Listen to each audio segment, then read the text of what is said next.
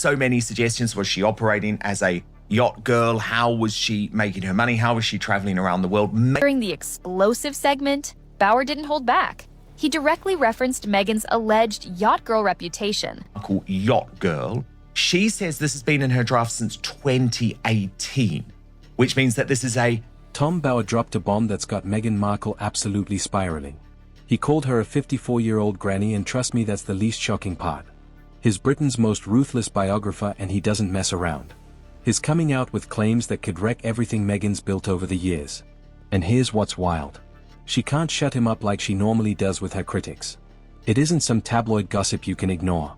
What Bauer's revealing? It's changing how everyone sees the entire Sussex story. So, buckle up, because what you're about to hear might completely flip your view of Meghan and Harry's fairy tale. But before we dive into the absolute chaos Bauer unleashed, make sure you hit that subscribe button and smash the like. Turn on notifications, too, because what's coming is wild. We're talking yacht parties, secret targets, and lies that could end everything. Trust me, you're going to want to see how deep this rabbit hole goes. Door meeting, William drew a line, rejecting outdated traditions and declaring the royal system. Let's get into it. Alright, so here's where things get really messy. Bauer didn't hold back when he started talking about Meghan's past. He's saying she was spotted at luxury yacht parties with ultra-wealthy individuals back in the day. And we're not talking about casual weekend sailing trips with friends or some innocent vacation photos. These were exclusive high society events where major money and influence were floating around everywhere you looked. According to Bauer, Meghan attended these parties specifically to climb the social ladder and get access to the kind of power that could totally change her life. It wasn't about enjoying the ocean views or having fun with friends. The claim is that she was positioning herself in circles where billionaires, executives, and well-connected individuals were hanging out. Places where one good connection could open doors most people never even knew existed. Prince Harry seemingly has his latest social media meltdown as he attempts, and I think fails, to encourage. Now, there's an author named Kirby Summers who's been digging into these connections for years. She's not the only one who's noticed this pattern, but she's been pretty vocal about what she found.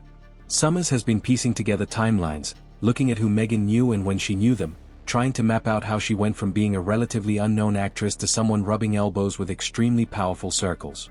And listen, this isn't just some random accusation that disappears in a week. The claims are specific enough that people are actually paying attention and asking questions. What makes this even more interesting is how the internet's been reacting. Social media went wild when Bauer dropped these allegations. You've got memes everywhere showing Meghan photoshopped onto various yachts. People are going back through old photos, re-examining every single picture of her on boats with fresh eyes now. And she's not backing down. Sources close to the royal family confirm Meghan's playing her hand, and she's playing it for keep. Photos that seemed innocent before suddenly look different when you're viewing them through this lens.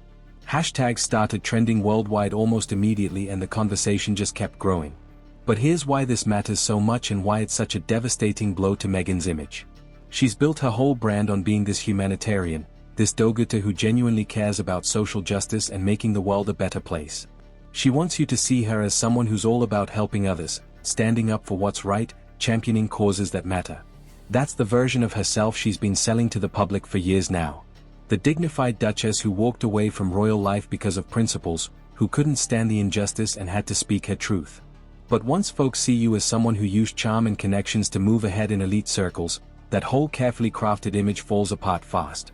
You're not this credible person fighting for noble causes anymore.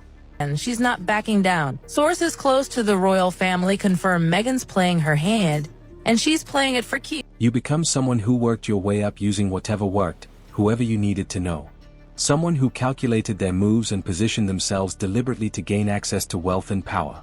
And in the world Meghan's trying to operate in, Hollywood, humanitarian work, global influence, that distinction is everything. The yacht party label sticks to you in a way that's almost impossible to shake off.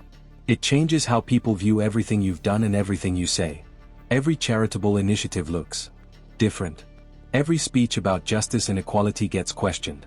Every claim about wanting privacy or living authentically gets cited, because if you were willing to attend these elite yacht parties to climb the ladder, what else were you willing to do? What else was calculated? What else was performance? That's what Bauer's allegations have done. Social media went into meltdown on January 1. because Meghan posted on Instagram for the first time. They've planted a seed of doubt about Meghan's full public persona. And once that seed is planted, it grows.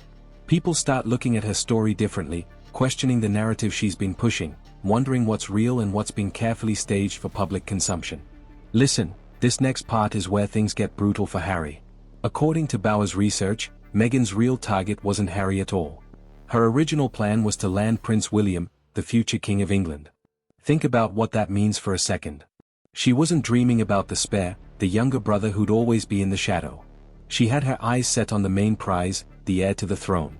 But when William didn't bite, when that plan didn't work out the way she hoped, she simply pivoted to the younger brother. And that's what makes this revelation so humiliating for Harry. He wasn't the love of her life she'd been searching for. He was the backup option, the consolation prize she grabbed when her first choice wasn't available. There's a moment when family stops being family and starts becoming a problem. That moment already happened. Prince William, the guy she settled for when Plan A fell through. Now think about that for a moment. Their epic love story, the one they've been selling to the world for years, might have been built on Harry being her fallback. All those romantic details they shared in interviews, the stories about their instant connection and undeniable chemistry, the claims about finding their soulmate, it all starts looking different when you realize he might have been the backup plan. It's not quite the fairy tale they've been pushing, is it? Those interviews where they talked about fate bringing them together, where Meghan gushed about how special Harry was, where they described their whirlwind romance like it was destiny. All of that gets questioned now. Was any of it genuine, or was she just making the best of her second option, rewriting the narrative to make it sound like he was always the one she wanted? Because if Bauer's right, Harry was never her first pick. Bombshell. Meghan Markle is being accused of instigating Prince Harry to undermine the royal family. The explosive accusation. He was just the available choice when the brother she actually wanted wasn't interested. And here's what makes this especially painful for Harry. He spent his entire life being the spare. That's literally what he called his own memoir. He's always been the one standing in the background while William got the spotlight, the attention, the throne. He's been runner-up since the day he was born.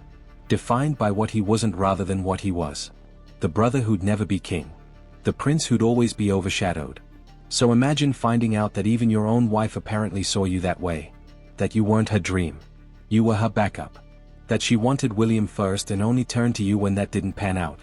It's like his entire existence has been about being someone's second pick, and now it turns out that might include his own marriage.